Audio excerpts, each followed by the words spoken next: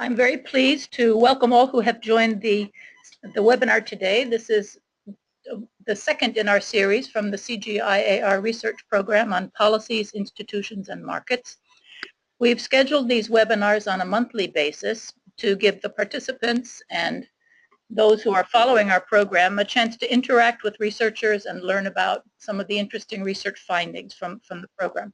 I'm Karen Brooks. I'm the director of the PIM program, and I'm joined here in Washington by Yevgenia Anisimova, our senior communications specialist for PIM, and she'll help us with the organization of the session and particularly the question and answers part.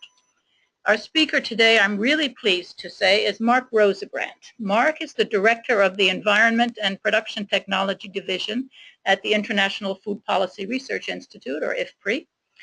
Mark has been with PIM from the beginning. In fact, he was the director of the program before I joined, and so he saw it launched, and he has been a very active participant throughout the years of implementation. He's led our flagship 1, which addresses technological innovation and sustainable intensification. Now, many of you will know Mark from his work. He's the author or the editor of 12 books and over 100 refereed papers. He has won numerous awards. I'm not going to list the whole listing of them, but he is also a fellow of several of the highly esteemed agricultural economics organizations. And we're really, really pleased that he is able to join us today for this presentation. Mark has been leading for a number of years a body of work, which is really important, that helps us address the question, how do we make good public investment decisions to prepare for a changed world in the future? And that's an update. His presentation today will update us on some of the recent findings. He's going to speak on an analysis of the impacts of alternative agricultural investment options and what these would mean for the global objectives such as the Sustainable Development Goals or the objectives of the CGIAR system. Now, before I hand over to him, let me explain how we're going to proceed. We'll give Mark around 25 to 30 minutes for his presentation, and you'll see the presentation on the screen. You'll be able to follow it there. Now, we'll invite you listeners during the presentation to send in questions via the chat option, and you'll see that on the right-hand side of your screen. Now, as those questions come in, Yevgenia and I will read them, we'll collate them, we'll organize them, and we'll group any that are similar. And then I will relay them to Mark during the question and answer session. We think this is an approach that is going to allow us to manage the time very well. And it will give us more time for discussion, we expect. Now, we're also recording the webinar, and so those who were not able to join us because of time difference or scheduling issues will be able to view it off-site later through our website. So with that, I'm going to hand over to Mark to lead us through a presentation on what are the levels and composition of investment that might best serve the global objectives of poverty reduction, improved nutrition, and sustainable resource management. Mark, over to you. Okay. Well, thanks very much, Karen, for that very nice introduction, and hello to everybody out there.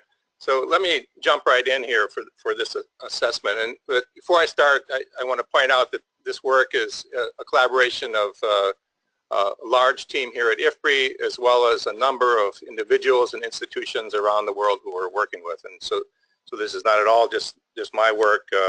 I'm honored to be part of this team that's put this together. Let's start with just briefly the outline. I'll talk a little bit about the motivation for this work and foresight work in general. Then I'll look through the approach, including just touching on some of the modeling approaches, and then talk about some of the findings and a bit about ways forward as well. So the motivation, I think probably everybody on this in this webinar knows that we're facing a number of big challenges for agriculture, food security, and future agriculture development, including changes in population, income, and diets that are leading to substantial increases in overall demand for food, plus considerable changes in the composition of diets as we urbanize and as incomes grow.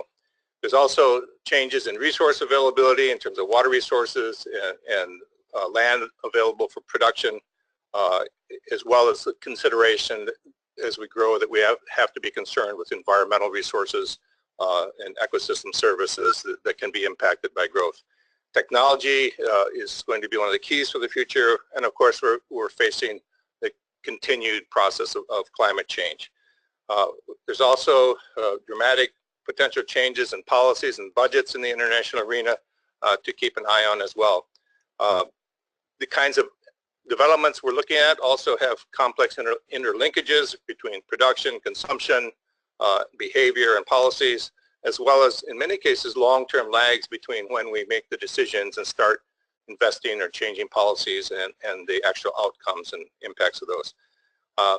These kinds of factors lead to the need to explore alternative future scenarios to help us understand the way forward and how we might affect those kinds of ways forward is through policies and interventions. This slide is a little bit too small. I can see the writing, but we wanted to point out that the CGIAR goals are one of the guiding forces for us, along with the Sustainable Development Goals, and looking at, talk about those in just a moment. The overall goals are reduce poverty, improve food and nutrition security for health, and improve natural resource and ecosystem services. So those sum up some of the very key objectives that I just spoke about. What's the role of foresight modeling, looking at these kinds of long-term goals and outcomes? What makes it foresight and modeling a useful tool to use? One is that the kind of models we use have to be transparent with explicit assumptions, so we have to be willing to share openly the underlying assumptions, parameters, behavioral assumptions. There also needs to be flexibility, that the models ideally can look at a wide range of scenarios, not just one or two different types of scenarios. Another key is in credibility over time, and to do that you need to engage with stakeholders and decision makers. And I think one of the key things, both in the kind of quantitative scenarios and foresight that we're using here, but also in more qualitative scenarios, is that these can help build consensus on ways forward or on the outcomes of different kinds of strategies for the future. We're not putting this forward as the be-all and end-all of what you need to do to make decisions about policies and investment priorities, but we think this is one particularly valuable input to those who make those decisions, whether in multilateral development banks or in developing countries or elsewhere. So the approach we're using can be broadly outlined here in terms of global foresight, and here we're showing how these also feed into the Sustainable Development Goals, or SDGs. So we can look here at a number of policies and drivers. You can see them there, GDP, population, urbanization, a number of different investments, technological change, climate change, pricing policy, and other policies. The modeling system, I think it's important to point out that we're including not only the impact modeling system, which is centered around a partial equilibrium economic model, but that we're now also utilizing a global CGE model, a so-called computable general equilibrium model, that allows us to track not only the impacts of policies and investments within the agricultural sector, but also how those changes over time and impacts influence the rest of the economy, including things like GDP and household income, which are of course essential for understanding impacts on poverty and well-being. The outcomes and annual projections that we can generate are summarized in the next panel there, and these include the sort of more traditional outcomes that we've looked at for a number of years in the first box: an area, yield, livestock production, demand, trade, and prices, hunger, malnourishment, all of these which feed into important SDG goals such as 2, 3, and 12. Then we have employment and GDP, not only in agriculture, but also in industry and services, household income, and international trade by sectors, including beyond agriculture. We also now can look at more detail of environmental and sustainability consequences, looking at greenhouse gas emissions, water scarcity and quality, biodiversity, soil carbon, and energy use. So how do these models then are sequenced over time? We can look at models starting with climate, then through biophysical and economic models. The climate models we use with specific representative concentration pathways. I'll explain these more in a moment. The biophysical models take the outputs of those GCMs in terms of changes in temperature and precipitation over time and estimate biophysical changes in yields, which are then fed into the economic models. So, and the economic models are also driven by the shared socioeconomic pathways, or SSPs, and again we'll talk about those in just a moment, and generating area, yield, consumption, trade, and then the whole set of outcomes that we just discussed, including on food security and much broader. In terms of the structure of the model, you can see just briefly, I won't go into detail here, but the left-hand side of this slide shows the set of models that are linked together, and I'll touch on those again in a moment, and how they interact and the kinds of outputs that we get from those, together with the post-solution models that generate additional outputs. We covered for a global model. This is a very detailed model. It's 159 countries, 150 for water basins, which are intersected to generate as much as 320 so-called food production units, where we estimate the production and output changes. We're also covering in excess of 60 commodities now. As I started out with, we have many partners in this effort. We work closely with the AgMIT Global Economics Group, including PIC, GTAP, Wageningen, the JRC, USDA, IASA, and many others, as you can see there. And the core of this work is sponsored by PIM, as we heard from Karen, in terms of global futures and strategic foresight, and that work includes collaboration with all 15 centers globally, and that has helped us strengthen this work tremendously. Let's touch base now on the shared socioeconomic pathways, or SSP. There's a range of these from 1 through 5, or the ones that are specified in the 5th round of IPCC, and they're posed as different places in the quadrants between challenges to mitigation or challenges to adaptation to climate change. And the key defining characteristics of these are population growth and income growth, though there's also a number of richer background to each of the scenarios. What we're going to use, as we'll see in a moment, is SSP2, which is sort of the intermediate or more or less business as usual scenario with medium economic growth and medium population growth.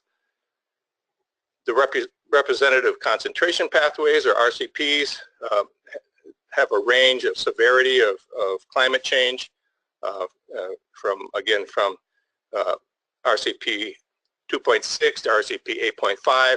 We're going to use here, as we'll see in a moment, the 8.5, which has the highest rate of climate change. But it's also, from what we see so far, the pathway that seems to be tracking most closely to what's happening in the real world. So again, we're going to use, you can see here just the range of population and GDP across different socioeconomic pathways, and also the range of outcomes for the representative concentration pathways. So again, we're here using the middle of the road, SSP2, but with rapid climate change for this analysis. So once again, let's see an example of how this set of models estimates climate change impacts. Well, this is an example from 2050, but these are actually solved on an annual basis. This is for maize yields using the Hadley GCM together with the DSAT crop modeling and the impact model. You start with assessing the changes in maximum temperature and annual precipitation out to 2050. Those maps show that. Those then feed in, as I also noted before, to the DSAT crop modeling. You can then estimate through that the changes in rain-fed. This is example is rain-fed maize yields. We also do that for many other crops. This is the pure biophysical effect. But then we also do the simulations, look at the economic effect as well. And once we look at economic effects, you see that in fact there's some counterbalancing forces. Once you have that initial biophysical shock, that induces changes. You get higher prices, that dampens demand somewhat, but also gives a spur to additional yield or area increases in later time periods. As you can see here on the lower right-hand panel, this shows the change in yield between 2010 and 2050, with 2010 being the index of 1, and you see, for example, here, if you're looking at the world, we're projecting an increase in total yield of about 40% with the gray bar, which represents no climate change. As you can see, then the different levels of severity of climate change reduce those yield increases correspondingly, as seen by the different colored bubbles in the graph. So you can get significant reductions in projected yields over time, but they're not as dramatic as the huge reductions from biophysical impacts alone. What are some of the things that are new for this particular analysis? One of the important things has been the adoption of the modular framework in the impact and global modeling system, which allows us to build a multi-model ensemble, including, I guess we're saying 12 models now, to consider effects of interventions across a wide range of variables, including land use, full economy effects, water quality, and so forth. One of the key steps forward has been the linkage, as I mentioned already, but of the impact model to the globe CG model, which permits us to do a lot richer analysis, including the broader impacts of agriculture. But we also then have done a number of additional linkages and work with other institutions as well on water quality, nutrition, greenhouse gas emissions, land shift, which is a land use change model, and also biodiversity. So the first step in any quantitative scenario analysis is, you want to look at changes over the long run, but changes compared to what? Of course, for that, it's essential to establish a baseline, business as usual, or reference scenario. And we do those, we're looking at basically a reference with and without climate change to look at a reference point to compare different kinds of investment scenarios against. The model parameters are first calibrated to the no climate change world, but then tested for reasonableness in that future climate change. In the analysis here, we focus on, first look at what is the impact of climate change, but then for investment analysis, we look at alternative scenarios specified and simulated against the climate change reference point and more generally. So the reference scenarios, again, are no climate change, and we're going to show a lot of results for 2030, also for 2050, and that is driven by population and income trends from SSP2, baseline scenario, and climate at 2005 levels. Then the climate change reference is the same, except that we now have the climate change RCP 8.5 model. Then we're going to look at a number of alternative investment scenarios. We have reports, a report that we can post for everybody that goes into great detail in these scenarios. We have a number of scenarios that look at the acceleration of productivity growth through agricultural research and development. So we have, in addition to the baseline productivity growth and investment levels, we have a high, a medium CGIAR investment scenario. We have one that includes higher investment by national agriculture research systems. Then we also look at scenarios with greater efficiency of research, that you can turn a given dollar of research into more output through more or faster output with lower lag times, and also regionally focused priorities. We also have a number of variants, including improved management, water management, both in system level and farm level, through first investment in irrigation expansion, investment in increased water use efficiency in existing systems at the basin level, and integrated soil and water management that improves water retention and management at the farm level. We also have an investment in rural infrastructure, roads, rails, electrification that improves market efficiency, reducing marketing margins for both input and output side. And then we have what we call a comprehensive scenario, which actually borrows some of the best elements of each of those above. And we can see that one. Here's just a bit of some aspects of that one. We have, if on the scenario out to 2030, so comprehensive investment scenario spends $55 billion per year above the baseline investments of $43 billion per year. So it doubles the investments on the set of factors that we're looking at here. So again, it increases CGIAR research investments, improves water management, and then also invests significantly in infrastructure as well. So where do we come up with then from this analysis? So here we're showing projected prices in 2030 relative to 2010. So we see here, so that, for example, let's start with cereals here. So we have the no climate change case, which is gray, grayish blue color. As we see here, we get about a 10% increase in cereal prices to 2030 compared to 2010. Without climate change. But with climate change, then the increases are significantly higher, about more than a 20%, almost a 25% increase in cereal prices. You can see the comparable results to others. But then the really key point here is that with the investments in the comprehensive scenario, we actually can not only stop the increases in prices, but for many of the commodities, we actually end up being able to reduce real prices in the long run, particularly on meat, cereals, pulses, roots and tubers, and others like fruits and vegetables. We cut the increase from 25% to just about 10%, for example. So it shows the power of the investment scenario. This in turn, with lower prices, increases consumption. And you can see here again, let's look here at Africa south of the Sahara, which is the fourth set of bars in. We end up getting a fairly significant increase in between 2010, the blue bar, and the orange bar for no climate change. But then you see that the climate change scenario ends up reducing those gains somewhat. It doesn't devastate the gains, but it reduces them significantly. But again, with the comprehensive investment scenario, you get significant additional improvements in calorie availability or calorie consumption. That in turn has very significant impacts on hunger.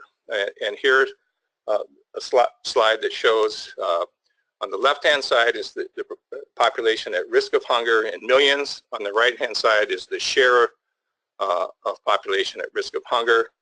The bars correspond to the population at risk of hunger. The bubbles correspond to the share at risk of hunger. If we look here, we see that there is some significant improvement without climate change, moving from the blue to the orange bar in 2030.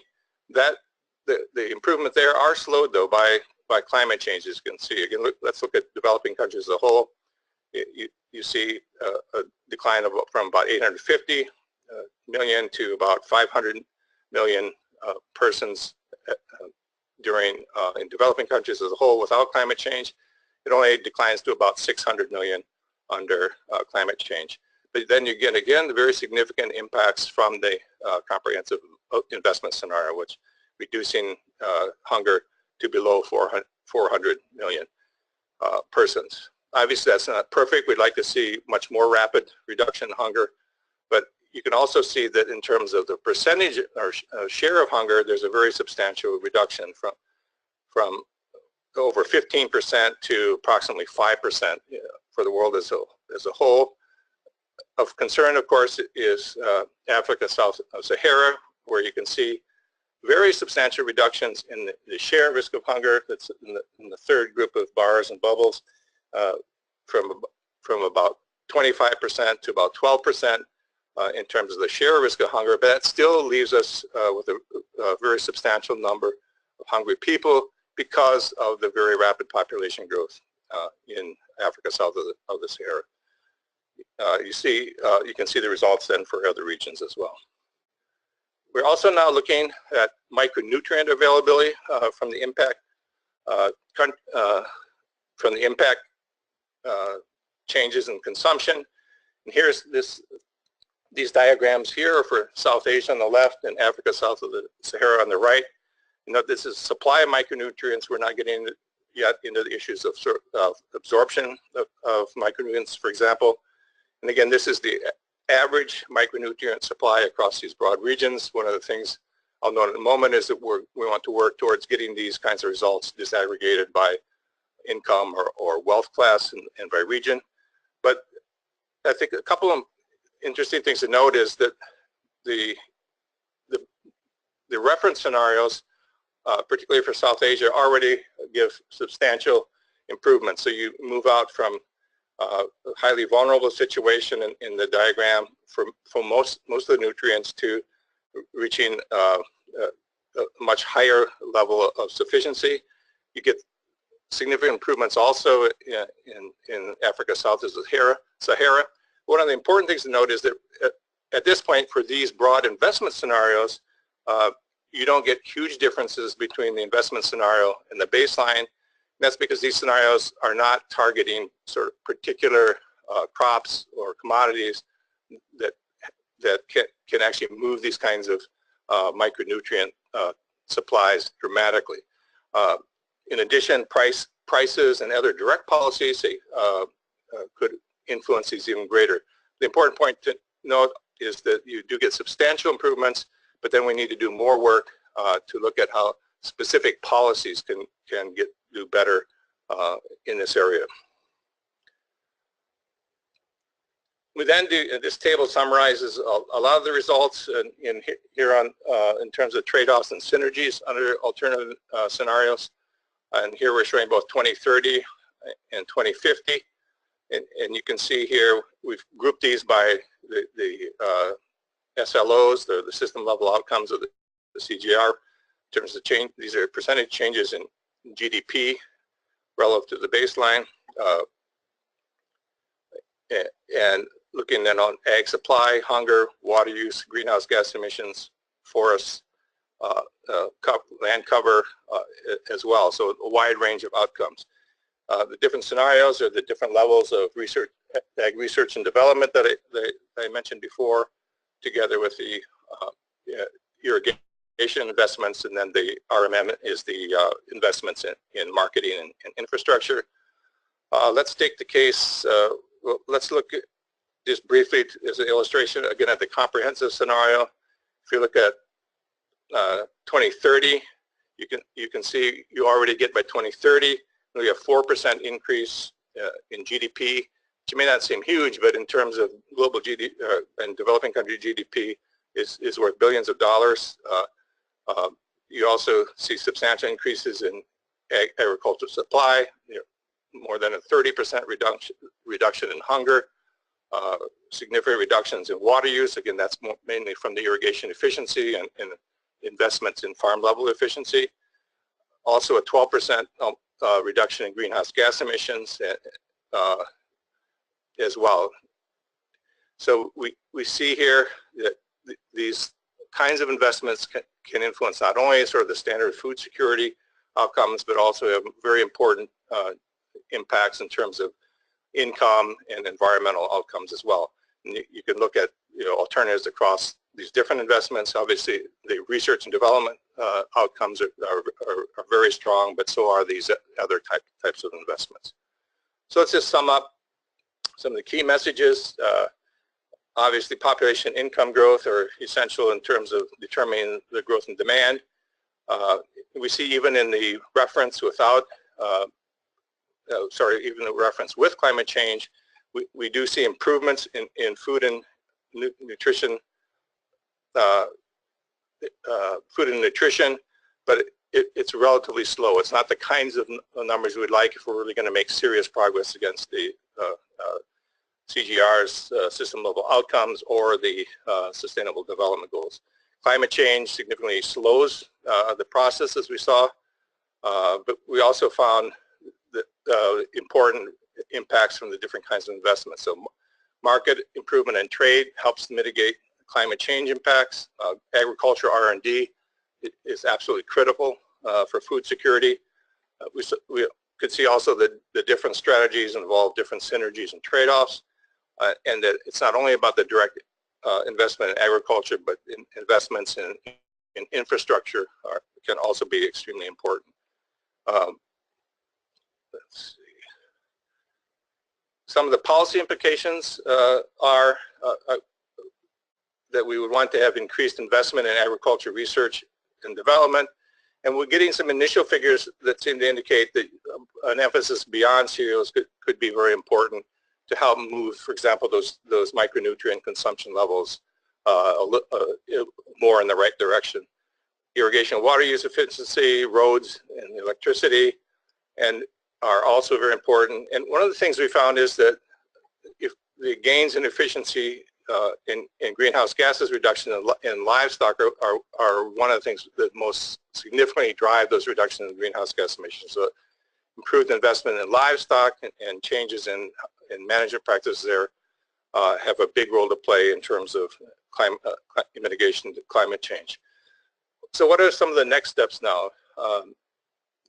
One thing we want to do is to prioritize more across different investments by type of investment and within R&D across different kinds of commodities.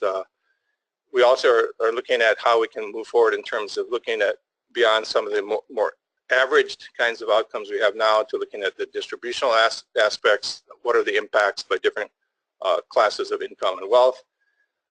We already do some of this. We've done some important work with Oxford, for example, looking at carbon taxes and their impact on demand and greenhouse gas emissions and health. And we plan to increase that kind of work on commodity price policies, taxes and subsidies, and trade policies as well, to see how those kinds of policies influence the outcomes beyond the investment scenarios that we focused on in this talk. We also want to move beyond looking at the long-term impacts of climate change over time to looking at climate change variability and how climate and other shocks affect outcomes in the short run. And we want to continue to dialogue with centers, with the CRPs, with ISBC donors, national partners, and multilateral banks and others who are making the kinds of decisions that this analysis can inform. Thanks very much. Okay, thank you, Mark. What a lot of material, and what very interesting material as well.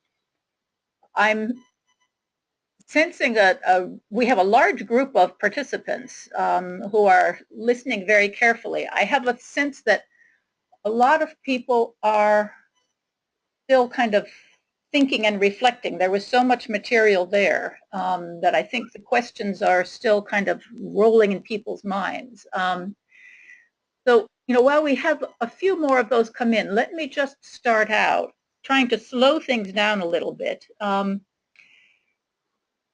of what you presented was with a time frame up to 2030, and some of it was 2050. In this particular presentation, I didn't see so much attention to 2050, and I saw much more focused on 2030, which I think is politically very helpful because most of the donors and the investors thinking about decisions of investment are actually working with probably a shorter time frame than we would like. They're really focusing on the 2030 and maybe even 2025. And while they know 2050 is important, they're not really focused on it. Now, in the earlier slides that you had, you showed, I think, substantial potential benefits that can be reached by 2030, even under a rather extreme climate change assumption.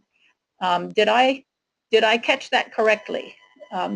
You showed potentially lower prices than 2010 and significant reduction in hunger even by 2030. Did I see that correctly? Yes, that's correct. And put the hunger one right back up in front right now. Okay. Now, that I think is really important, and we probably want to kind of take that message and unpack it, slow it down, make sure that people really understand it.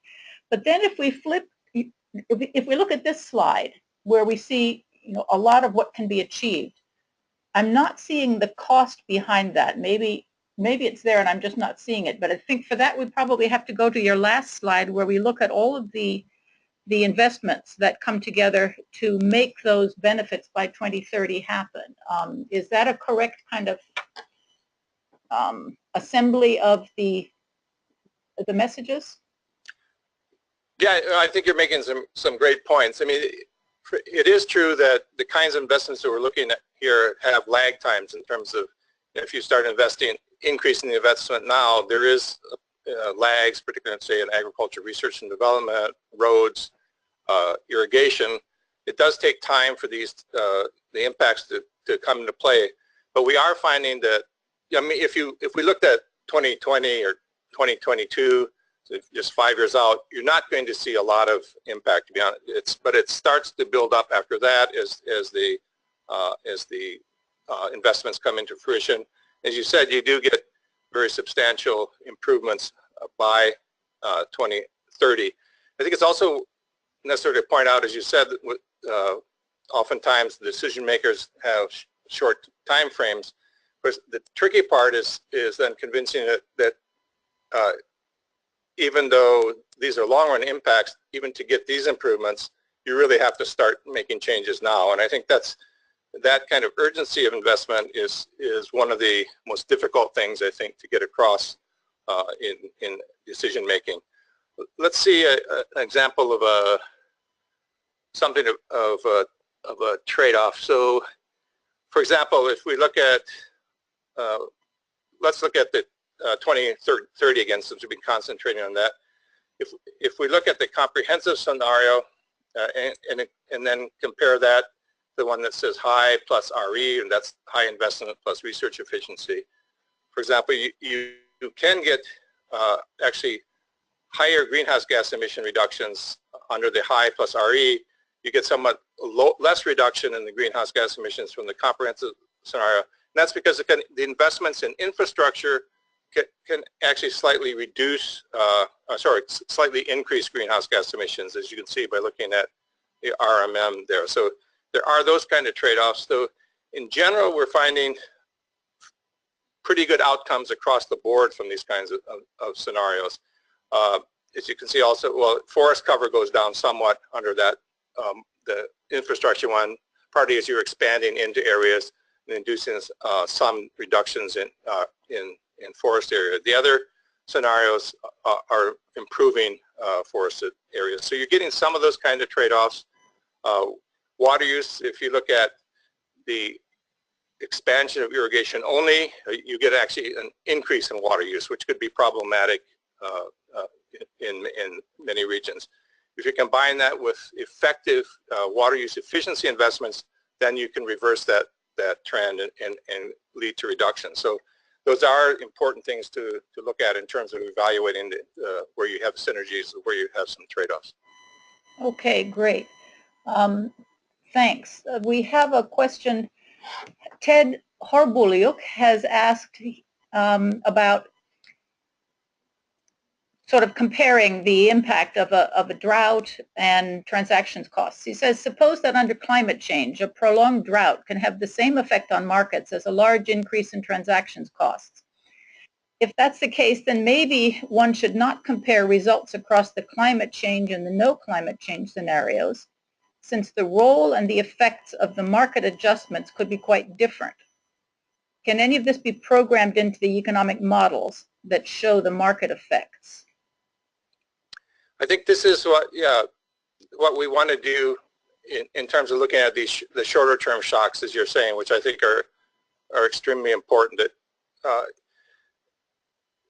in order to look at those adjustments, and we've done some preliminary work in conjunction with Swiss Re, and which is of course a big reinsurance group, where we've tried to model particular combinations of droughts and other shocks happening in key parts of the world, where we can then look at the short-term impacts of those, and you do get, as implied by the question, very dramatic short-term effects on food security, even on hunger or poverty in the short run, and those would then lead to, in the short run, different prescriptions than the kinds of investments we have. So you would want to not only look at policies that increase resilience over time, which is in a sense these kinds of investments we're looking at here, but also shorter term interventions in terms of social safety nets, market adjustments, and other short-term investments and policies. Okay. Shifting gears a bit, we have a question about the new results on micronutrient deficiency, and this is actually very interesting for me because I'm seeing a lot of these for the first time, even though I knew that you had been working on them. Claudia Ringler asks, in the slide that showed micronutrient deficiency, what does the circle, what do some of those graphics mean? What is the circle supply equals RDA? What is that relative to the circle vulnerability? I think we probably have to show this slide in order to understand the question. And I brought it back up. Yeah, so Menon has recently had a piece that argued that micronutrient deficiencies in South Asia aren't going to go away because farmers don't produce and grow the right crops. It might be the work that you're doing on micronutrients might be a way to open a new angle to this conversation. What do you think? No, I think those are great points. Yeah, so that pink line in the middle, or red, or whatever you want to call it, that's where for any given micronutrient we see there, that's where the supply is equal to the recommended daily allowance, or RDA. So you can see right away in the black line, spider line around there is in 2010. As you can see, for both regions, you're within. You are not reaching the recommended daily allowance. Then when you have actually either the reference scenario or the long-term investment increase scenario, you do move the lines outward towards or beyond the recommended daily allowance. And I think your other point, though, is exactly right, that we need to start looking at beyond the investments that are sort of broad-based across many crops, to looking at targeting different crops, fruits and vegetables, for example, which shows in some other work to have very powerful impacts on health. And so we do need to do a finer analysis to look at those kinds of diet diversity issues, which are absolutely essential. One thing to note is that in almost every region, we're finding certain micronutrients are deficient, including calcium, potassium, and vitamins E, B12, and A. So we are seeing sustained problems with those micronutrients. We also, as I said, pointed out, we need to also look at how these availabilities play out in terms of persons with poorer access to food, lower incomes, and so forth. Okay, thanks, Mark. One of the things, much of this is new to me, and I find that even though I've known your work and the work of the team over all the years that we've been very pleased to have it in the PIM program, I'm always seeing new things. And what's new at this level of presentation is the inclusion of the general equilibrium effects. I'd like to have a better understanding of what has that done for you, the fact that you've moved from the partial equilibrium world of the earlier exercises to including the general equilibrium and economy-wide effects. How does that change what you're finding, for example, in your trade-offs and synergies or anything else? And particularly, we know that while the global conversation, of course, is still focused on the SDGs, and there's recognition that these are very important, the the emphasis among the different SDG targets shifts with, the political winds and everything else. And there's a lot of emphasis now on the employment and job creation SDG. And probably, given what we're seeing in global food prices, I am sorry to say there's maybe a little bit less attention to the issue of hunger and adequacy of access to food. But there's a lot of attention to job creation and employment. And I note that in your results, you do now have a little icon that says you can say something about employment. Can you tell us a bit about what's different now that you have general economy-wide effects, and what are you doing on the issue of employment with this modeling? Yeah, thanks. That's a great question too. So yes, in fact, we can look at with the general model we have, we can look at employment in terms of skilled and unskilled labor, agriculture versus service versus industrial labor as well. We haven't brought out those results here. We've also done this linkage in some country work. For example, work we've completed in the Philippines, where we also did this kind of linkage between CGIAR and a Philippine country model from impact. So you do get significant changes. It's not, they don't always work in the way you want. Sometimes productivity growth in agriculture, sorry, not the way you want, but they may not be always intuitive. So if you increase the investments in productivity growing, what we found, for example, in the Philippine case, is that does, as theory tells it, it releases labor to non-agriculture. So if you get this productivity growth, you're also boosting the labor uses outside and helping to boost income growth in the other sectors. Also, there's direct impacts on GDP and household income as well. So like we are able now to start drawing out those questions. I think that's a great suggestion you have, that we should start looking at focusing on that more specifically in some of these outcomes. Okay, well, we'll look forward to that then. Perhaps we're probably heading toward the end in our time, but I still want to go back to your table of trade-offs and synergies and talk about what we learned there about the complementarity between investments in, for example, CGIAR work and investments in the NARS. Do we see any findings there that tell us about the importance of investing in both, or the importance of investing in one or the other? Yeah, yes, I think that's also fairly clear here. If you compare, the most direct comparison is looking at the high R&D and then to high plus NARS. And so we find that, in fact, the additional investment in NARS does have very significant impacts. Let's look at hunger in 2030. You move from about 12.4% reduction to almost 16% reduction in hunger when you build in the NARS investments as well. And you also improve the performance on GDP growth and reduction of greenhouse gas emissions. So we are seeing significant synergies there, as you point out, between NARS investment and investment in CG.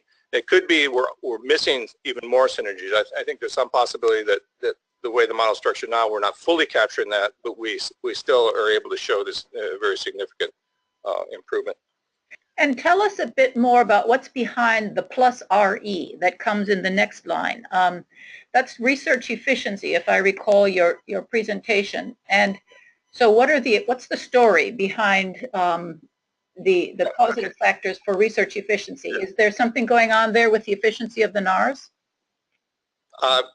Yeah, it's the efficiency from both sides, actually. But what we're doing, the qualitative story behind that is, so what's actually implemented in the model is it reduces the lag time between investment and the first outcomes from that investment. So it reduces that lag time. It also, in a number of cases, it slightly increases the elasticity of output with respect to the investment. And this kind of qualitative story behind that is a combination of improvements in the direct efficiency of breeding as we move to beyond more standard breeding techniques to high throughput technologies, gene editing, and other types of advanced breeding techniques, and then combined with improvement in the regulatory systems that allow us to more effectively get new products out quicker, along with more efficient seed systems to get them out. So there's sort of a qualitative story behind it, and then it's implemented quantitatively through reductions in lag times and improvements in output elasticities. Well, I think that explanation just kind of leads us to an understanding or a reminder of the very rich process and policy content behind all of these scenarios. You know, we think of investment, we think of outputs, but behind that, there's a whole lot of other, you know, very important developments which are affecting the returns to those investments. Now, if we go down to, again, I want to come back to the 2030 versus 2050, because I don't think we should forget about 2050. We'll be there. Some of us, at least, will be there. So if we look at the final line, the comprehensive expensive program that delivers significant gains in 2030, if we then shift over and look at what it's doing for us in 2050, one would expect to see even more gains because a lot of those investments will pay off with a lag. But how do we interpret the difference between 2050 and 2030? Just in a very simplistic reading, it looks to me like there's more hunger reduction on the comprehensive program in 2030 than there is in 2050, unless that 24 is incremental on top of what we see in 2030. How do we interpret that?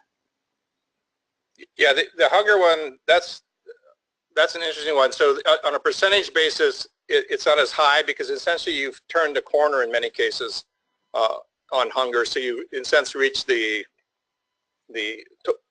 near zero on for many of the countries through the additional just process of growth out from 2030 to 2050. So you're not getting on the margin quite as large of a percentage change because you've already reduced that in a sense to where the marginal returns in terms of reducing hunger are so much lower. But I think it's important to contrast that, for example, with the greenhouse gas emissions reduction, where you're increasing the reduction from about 12% to 25%. That 25% is very substantial. That's enough really to meet what many people consider to be the required target for agriculture to contribute to greenhouse gas reductions to reach the 2 degree temperature goal. Okay. So yeah, you're right. On some it doesn't look as impressive. Others it's much more impressive.